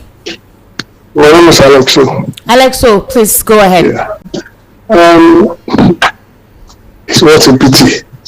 People like Solomon should be ashamed of himself, because I believe he is well educated. And this is why you say, I don't see this people as leaders. What do you mean by leadership? We are supposed to have a moral attitude. This PhD that these people always carry up and down, player-hating disease that they have in their head, what are you supposed to do? You're supposed to be teaching the people morality rather than bringing the image of another person down. P2B did well. Everybody knows who he's referring to. Is that what he's supposed to be doing rather than leading the people and govern the people in the right way? You spent a whole 1 hour speaking rubbish. It's not so now. Things are not done this way. And I wonder why people continue to call these guys in the corridors of power leaders. A good leader is supposed to lead well. Make sure people are happy rather than dividing the people. And as for those guys that are talking about, what's the other topic you said? About Buala. That guy is not, if the media is not even supposed to be talking about that guy, because they are even making it popular. These are people that we know that they are always talking about their own stomach infrastructure. It was in response to Bola. Peter Obi responded to him, and that's where he came into the picture. Yeah, but the media is not supposed to be announcing about that guy, because these are people that are just talking for their own stomach infrastructure. Thank you, Alex. Thank you so much. Hello, good evening. How are you? What's your name? Hello. Hello. Good evening. Welcome. What's your name? Yeah, good evening. Good evening. Yeah, my name is Shiv. I'm actually for the noise didn't allow me to talk. You said? From Bagada. You're calling from where? Can you hear him? I'm calling from Bagada. Bagada. All right. Please go ahead, sir. Yeah. Yeah, my contribution is about the terrorism that is going on in the country. Okay. Yeah. Concerning Alimo Bishari, he cannot deny that he don't know about the terrorists. One, because we that from the northern, we know Alimo Bishari was the one that brought Boko Haram. And two, I want to tell you, go and do this research. Check all the countries all the states that mention under Sharia, they are into this problem right now. Like Sokoto, Zamfara, Borno, Yobe, they are facing this crisis. And all they know all about this, but they don't want to take action on it due to their self-interest. So seriously, he that come from not will know all this, and they cannot do anything about it. Thank you very much. That's my contribution. Thank you very much. Thank you for calling in. I intend to bring an alpha on Friday, so that a couple of misconceptions, because I told you my teenage years were in the north. We used to go to the mosque. I know how to do some of the basic prayers. So that's why I said I don't know what's happened. I don't know how things got to this point. So we have prep time after dinner. Dinner is 6 p.m. We're done with dinner by 6:30. We go to the assembly for prayers, like evening prayers, between 6:30 to 7. 7 o'clock is for prep. 9 o'clock prep is over. So between 6:30 is either you go to the assembly ground for Christian prayers, or you join the Muslim sisters. Because me and my friends, a couple of them are, Muslims, we will all go together because we wanted to be together. We'll go and attend prayers together, be gisting, we'll do everything finish, we'll go to class for evening preps. From there, we'll come back to the hostel, because in school, you need to have your close friend. If you're not feeling fine, somebody takes care of you and all of that. So that was how it was. I learned how to do the prayers, cite it, and all of that. So I don't know what is happening. These persons are using religion for evil, because I cannot comprehend it at all. Hello, how are you? Hello. Good evening. What's your name? Good evening. Kenneth is my name. Kenneth, welcome. Calling from where? Yeah, how are you? Fine. Please, this is Soludo. It's an insult to the Igbos, especially Anambra people. This is Soludo issue. I am not happy over this Soludo using people as a rag. Anambra people should caution this particular person. Otherwise, we from Imo State, we will not be happy with them. Yeah. What is wrong with him? Professor, my food. Thank you. Okay. If Anambrarians did not complain, see that from Imo State, you want to fight the battle. I think they know how they are doing their thing. Hello, good evening. How are you? Hello, Esther. Good evening. How you doing now? I'm doing alright. So this is Paul from Agege. Welcome. Yeah, I'm greeting to your guest there. Good evening. Good evening, sir. Yeah, Esther, I want to say something. It first me time I remember that I did not do anything in school. It first me alone. And each time people discuss about history like this, I become my friend, because some of the things they say, I will always imagine. So this thing happened in this country, and the whole citizen was sitting quiet. Imagine Danfodio jihad. So see that this jihad didn't start now. And they just started this recently again, because they discovered that let them try again. Maybe they will acquire more space. Yes, that's what they're saying now. Look at Benue now. The main owners of the land are living in their IGP camp. Then people from that side are occupying the land. Just imagine that in your village that they call it that you are living that we cannot get to our village again. You understand that? Yes. And the person that did, they discovered that them marching in, fighting alone, it might not be that easy. They have to say, oh, come, some people, those people who brought them, they don't say they have repented. Or yeah, let's push them into the army so that they will help the army. Which army? So now, you know, the one thing that will happen to the country is destroying their security, destroying their military. So when they shoot these people into the military, it's not these military people that they are sitting there, they're giving these people information, see how they're moving. You see now, that's what they just did. They need to flag people that are giving the outside world information so that they will be able to get what they want. And that's what they are doing. But I don't pray that we'll get it right one day, because I don't know what is happening. I don't know. I'm afraid. Thank you very much. Don't be afraid. The president has assured us that he will do the needful. He has given us that confidence. Because Donald Trump that spoke. hope. Hello, good evening. How are you? Hello, good evening. Good evening, sir. Welcome. What's your name? I think everything in the studio. Thank you. Yeah. My name is Apostle Christian. Apostle Christian. Yes. Hi. The team you bombard him. Apostle Christian. I'm calling from Okwafo. Okay. Yeah. I want to contribute a little, because I've been hearing all the people complaining, talking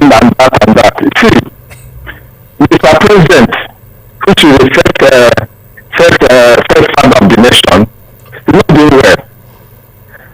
I wanted to hear a day he said, I give a marching order to the army, to those what you call them, bandits and the terrorists. And again, you know, when a father is in a talk, it will have that father to be children. Mr. Perez is a Muslim man. So you think it twice the other side to take action. You know, maybe somebody or some of your friends or from a person on the telling said, this is your people, mind how you're going to deal with them. You know? If not, why stop them? What stop him to give a marching order to the army? Follow them before Trump now come out and say what is that Nigeria before we now wake up.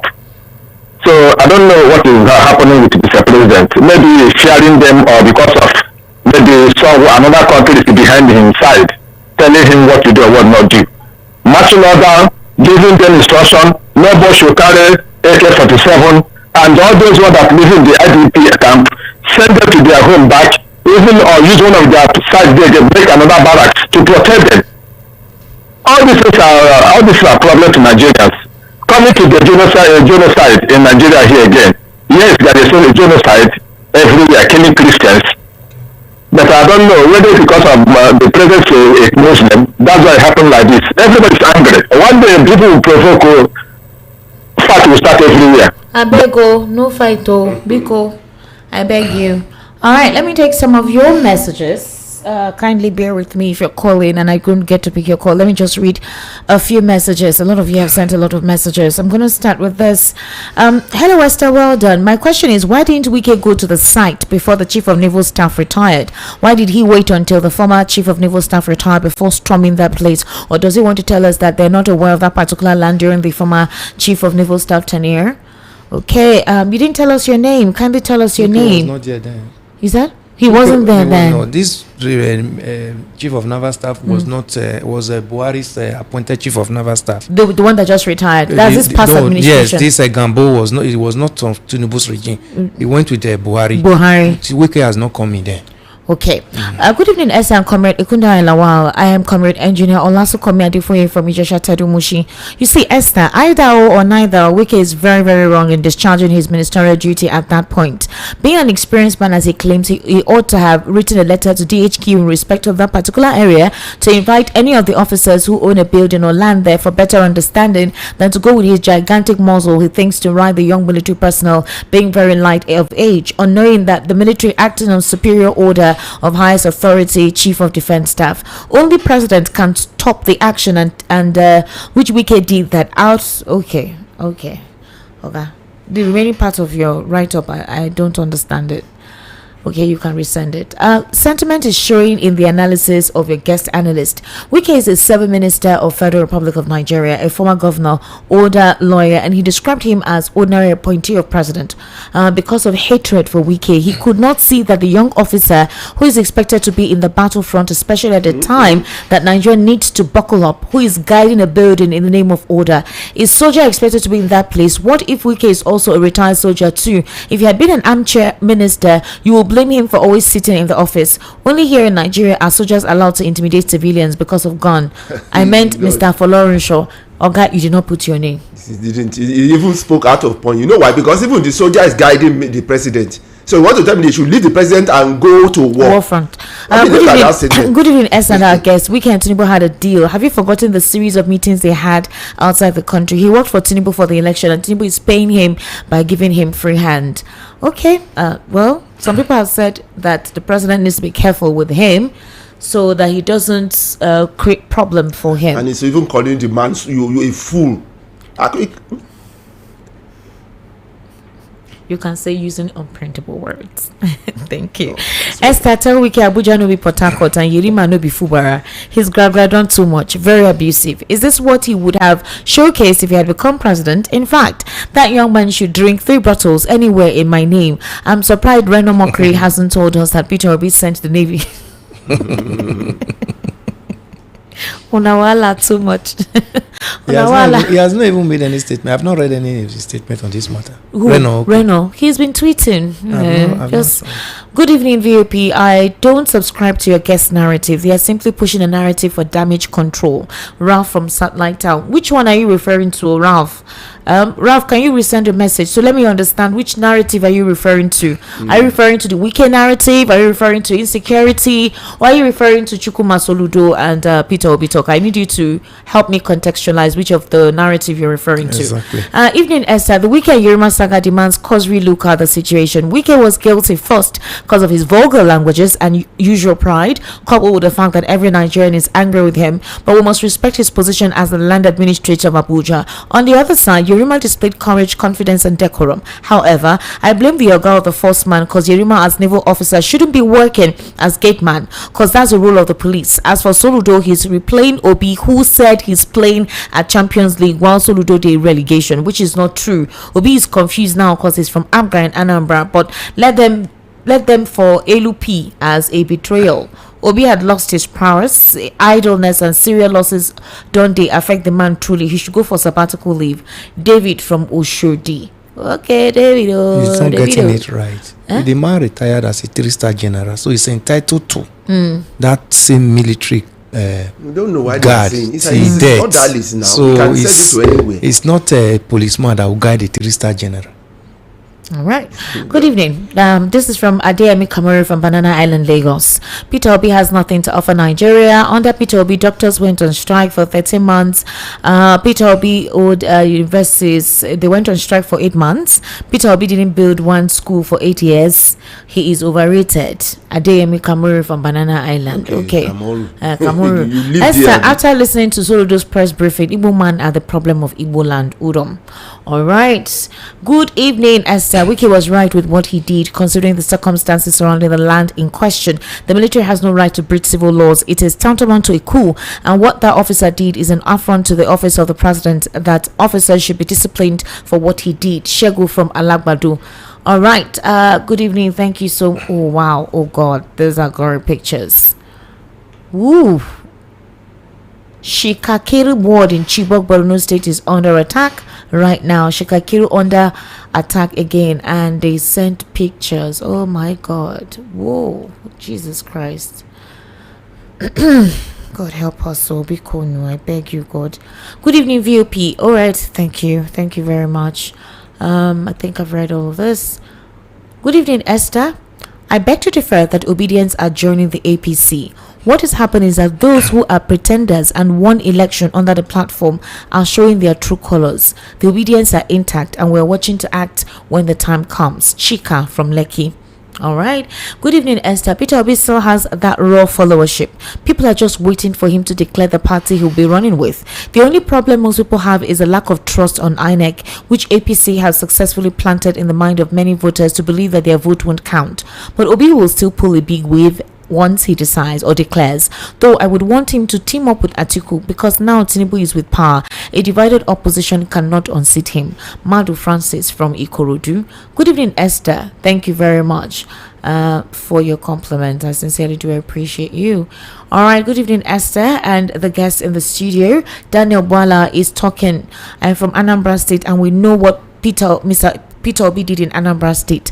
Anyone that is against Mr. Peter Obi is an enemy of progress of Nigeria. As for Wike, I was surprised that they gave him appointment in this country. Mr. Fred from Lagos. Good night, Esther. Good evening, Esther, Mr. Ekundayo, and Mr. Mbata is not here. My name is Louis from Sulere. Professor Soludo is acting like a market woman, always trying to tarnish or tongue lash anyone who is not in tandem with him.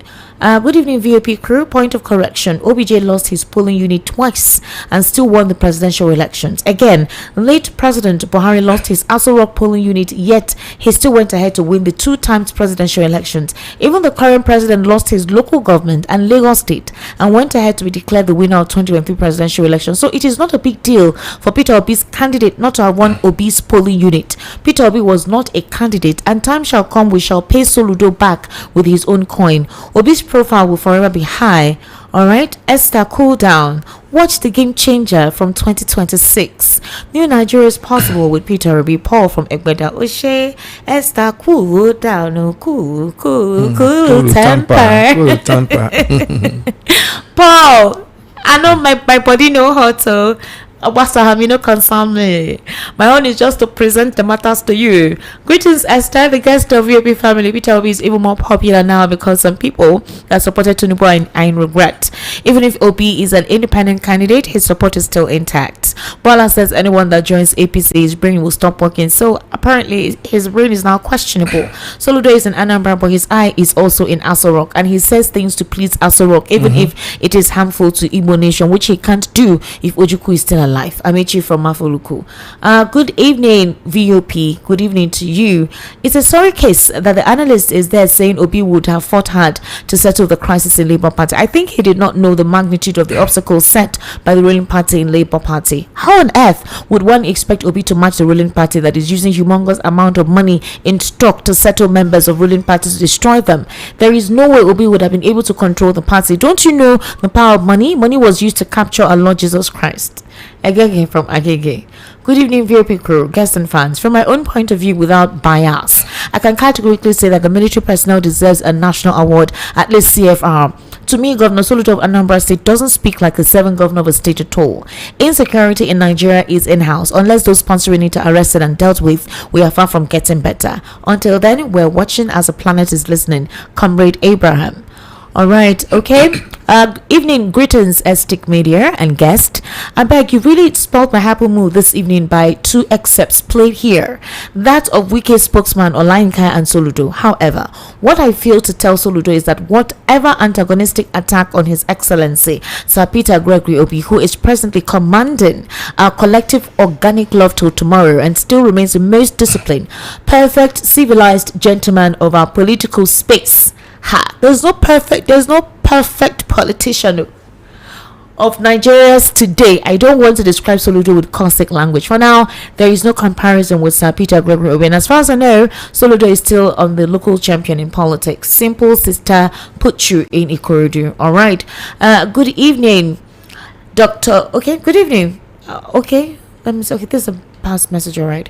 Good evening to everybody. It's obvious that Peter Obi is both not a good politician and a good administrator. Here is a man that has not shown good leadership and administrative ability even in his Labour Party. He cannot unite Labour Party and be rallying voice, but instead he pitches his tent with the Nadi Usman's faction and blames the APC for infiltrating the Abure faction of the party. This simply means that he cannot unite Nigeria if he becomes president, as he will blame the opposition parties and bandits for destabilizing his government.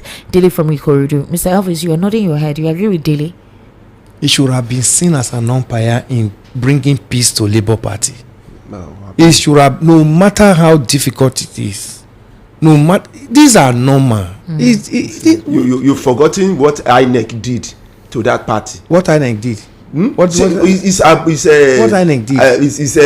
Everything that whether INEC did or the ruling political party did is to destabilize the Labour Party. So if you know that this is their aim, he is not supposed to align with one side. That's what I'm talking about. He aligned with the one that is legitimate. Which one see, the one in which his term has expired. How do you want him to align with that? The term expired. And they wrote to INEC that this is what the court says. INEC didn't see anything. The cases were still in the court. So issue after judgment, after the Supreme Court said that this one's tenure has expired. Even the last meeting, INEC called for that day. Who was in that meeting?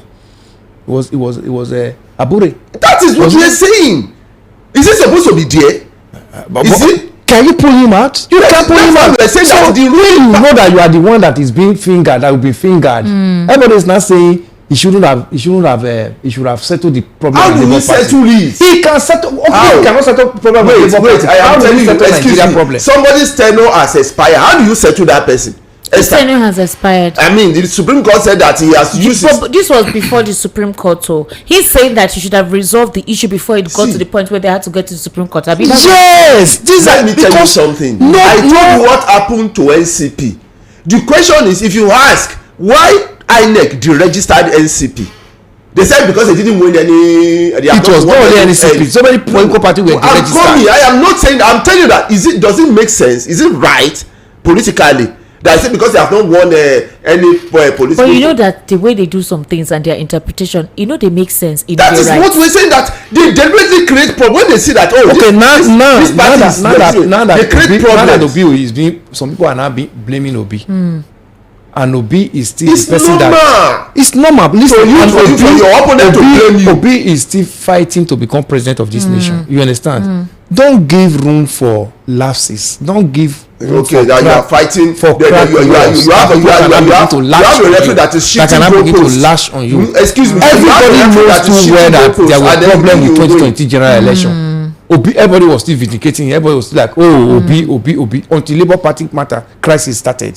Everybody, Obi had a lot of sympathy after that glitch that was announced by. You know that even in court, in that tribunal, there was still a conflict. They started that Labour Party conflict. Even in court, there was a conflict already there. And they had to chase Apapa out. You can see what has been happening. Good evening, the man is chased all over the place. Good evening, Esther. There is no way. They don't want you to have a footing. That's what they do now. There is no the same thing Labour. You went to ADC. There's a lot of problem. What about Atiku? The Atiku not leave PDP. So many other people. Rotimi Amechi left APC. So why are you not talking about that? Listen, Esther, even as a sitting president, your aides, all of them are not working for your success. That's true. It happened to Jonathan. Jonathan saw the beating of his aides. He chop and wear. So much. But what happened?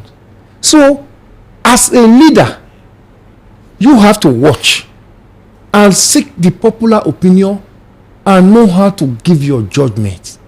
At the time that Labour Party crisis was coming up, even at the time Lamidi Apapa was in the court, people were still with Obi. Everybody was. But are you like, saying that? Is it because these things are not in the open? Are you saying he did not try? You because at some point, remember before this final time, there was a time Arabambi went on national TV and said there is no political party that does not have issues. They seem to have resolved Peter Obi. They now changed the amount to say they will give him automatic tickets. They came back and all of that with they Apapa. Came back yes, we were like okay. Arabambi and Apapa. Now they went back again. Wow. Have you not heard the latest interviews and from Arabambi again? They now went back again. So you don't discover that Obi is naturally designed to be hunted down by the ruling party. Therefore, he ought to have played his game neatly, not to be seen around. Oh, this is a fashion. This is a fashion. You don't understand what I'm saying. It's not a fashion. No, what he's saying is that he ought to have united the party because he aligned with the United Usman faction. When they publicly said, okay, that conference that was held at Umuahia here, that under the leadership of the governor of Abia State, Alex Oti, where Nana Usman was declared as now the acting chairman. You don't do that. Don't take side for now. This party is still coming to meet Nigerians. But what if he tried and somehow those differences could not be resolved? What if he did try? The differences of a political party is only meant to be solved by political party members themselves. Even the court have said that now. They will call it internal crisis. How is that possible? It's possible. Okay, let me read our messages. Good evening, Esther, and to your special guest. Esther, honestly, you're paying your dues by bringing unbiased people to your shows. Please, I urge you to continue bringing these likes, though I don't know his name. Oga guest analyst, kudos to you, and please remain resolute despite all odds. Those who have ears, let them listen. Boyson from Afro Media. Good evening, Esther, and your guests in the studio. I want to make it clear to every one of you that His Excellency Mr. Peter Obi, against all odds, will win 2027 presidential election like he did before. My greatest worry is that Nigerians are asking for a new Nigeria, yet they expect Mr. Peter Obi, a symbol of new Nigeria, to be like and do like every other politician in Nigeria. We don't really know what we want. Those who think that what happened in Labour Party is an indictment of Mr. Obi, why didn't Atiku settle the one in PDP? We are too afraid to call a spade by its name in this country. We know where the problem of PDP and Labour parties were coming from. Rather than accuse Obi and Atiku, let us continue to tell the government of the day that they are doing to opposition parties, especially those ones they consider a threat, is undemocratic. My name is Gabriel from Ikorodu. They will continue to do it. That's what they call political parties. All right. You can never see anybody that is like an opposition to you as your friend. Okay. Because you want to remain there. They continue to do it. But you play by the rule. That's what we say. Where is the rule? Supposed to be unbiased. The judiciary is supposed to be unbiased. So it's where these rules are not applied. That is where the problem is. Take INEC infractions out of the crisis in the parties. We are talking of the crisis in the parties. The ruling party will always set fire in all the opposition parties so that they will not get their house together. To contest against them. The onus now lies on the political party to say no, we have a mission, and that mission has to be that if I say I'm in a Labour Party yesterday, I must buy into the laws and the norms and the constitution of Labour Party. We heard that they give the governors monies to defect. We are not hearing that they are giving governors money to defect and giving all the legislators money. Different billions of naira. This one is look at something like that. You can imagine such things. Is it? Are you playing by the rule? These are the problems. Do you ever think that you play by the rule in Nigeria? You are talking as if you are not part of. You are not in this nation. You rough it. You must rough it. But Jonathan still play by the rule at some point. No, Jonathan is a quiet man. No, he said no. We are talking about the rule. Obasanjo still play by the rule at some point. Obasanjo still played by the rule, but if he wants that, Obasanjo's 2007 election was also one of the worst elections. Where is the play by the rule? Former president he was also very hard. You may say President Tinubu's administration. Wait, I'm not saying it's not hard, but he still play by the rules, some certain rules. It was not so worse like this. I'm not saying it's perfect. Are you sure? Yes, he still play by the rules now. Do you know what happened to Ladoja? Do you know Ladoja was removed from his seat, and the court returned him and they put him back? Do you know so many happens that way? Do you know we still have some free and fair election? You see opposition winning even within councillors. Can you have that now? Everything APC is doing now, PDP did it. Do you hear me? In fact, it's just that APC has added some graduation to their own. They've added more caps. Yes, they have spiced it. PDP did all. Now you see which election they conducted in 2007. When Yaradua came in, Yaradua said, I know the election that brought me was flawed. That was why Justice Uwais came up for electoral reform. That was the first electoral reform that we now had that brought a seemingly good election in 2011 that brought Jonathan back to power. We're talking as if you must rough it. And this nation Jonathan even came that time. You saw what happened. As it is in this nation. And I even like an example. Somebody played by the rule. See somebody who has good intention. And he did something. Okay, did he pay him in 2020? Hello, good evening. Did he pay him? You're the final caller. Good evening. Hello, my dear. How are you? I am fine, sir. Welcome. Yes, this is Mr. Frank. Mr. Frank, please go ahead. Calling from where? Calling from Ojo. Ojo, very quickly, Mr. Frank. You're our final caller today. Final. Yes. You see, there was a topic you brought about Obi before when they said that Kenneth Okonkwo what? Yes. Yes, left the Labour Party. See, it's like when you use Goodluck Jonathan when they wanted to contest election, and Goodluck Jonathan said that he doesn't want any blood in his hand. Obi doesn't want blood in his own hand. Obi has been a good man, and this has been his way for years. Before he became the Anambra governor, the elders in Anambra State went to ask questions who will be the senator in this Anambra State, and the people said go and meet Peter Obi, and that is the only man who can revive this Anambra State. You cannot expect Peter Obi to come today to be an arrogant man. He uses his intelligence to do whatever he wants to do. Before I leave, I want to tell you, people say that they are not hearing of Obi. His integrity has gone down, the nose has gone down. No. We people should wait until when Peter Obi will finally be clear where he belongs, where he is. Then you people will know if Peter Obi is still alive or not. All of us, we are still alive. I just put down to bed because sometimes if I'm talking, you will think that I'm making a threat. No, because of my voice used to be high. People is coming in a full force with his own intelligence. Then Nigerians will know that that man still remember who he is. Whatever Soludo is doing, let's continue. And I want to tell you, Esther, is there anybody that has criticized Peter Obi and you bring it here, and that person goes scot-free. Is anyone? Nobody. Let them continue to criticize him. As they are criticizing him, they are making him more popular. And they will see him 2027. All right.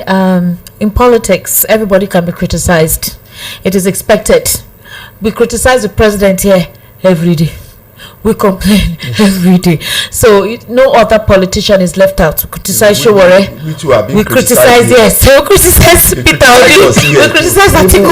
Even with the analyst. Even the analyst. Yes, we are being attacked. So we criticize. That's what happens to anybody that criticizes. Now you get your mouth to criticize. Yes. It is who knows how to play the game the best when it comes to this political game. Finally, Mr. Lawal Kundare, in a few seconds, what's your final take? That I pray for this country. I pray for Nigerians. Amen. That God will save us. Amen. Mr. Elvis Alimehele, what's your final take? I'm not praying for Nigeria, Esther. Yes. Mr. Elvis. God has done everything for us in this nation. Nigerians should live up to their expectation. All the nation we run to in the world, go and look at their history. They didn't get it as a platter of gold. They fought for it. Go and read the history of the world. So if we continue to pray, we continue to get the result we'll be getting. And it makes us to become coward. And the few people that have made us to be coward and have been leading us, have brought us to this where we are today, is not up to 10% of the population. So if we are saying, go and we'll be praying, God has answered our prayer since. It is not, the Bible says that it's walk and pray. We have to walk our ways out of where we are now. Well, I know that a lot of Nigerians still pray for this country. I'm not praying any longer. Now, like he says, let's put the work. Ember month don't come. End of the year don't reach. And you know, I'm not feeling it. I'm not feeling that we're ending the year. No knockouts. We're not seeing streets being designed. I don't know what's happening. Because go and be praying. No, it's not end. Now even November, then they do celebration before December. Go and be praying. This is supposed to be the time everybody will just be happy. Hunger is powering and playing mother is flogging. Because help anybody you can help. You know, that is what I would implore us to do this Ember month. Because if you know you can help, whether for food or house rent or job or accommodation or please help anybody you know is in dire need. I beg you. That's what I would say we should do now, because the country is no longer the way it used to be, and let's try as much as possible to look out for each other. My name is Esther Wachiko. I'll be seeing you tomorrow with more interesting conversations. Bye for now.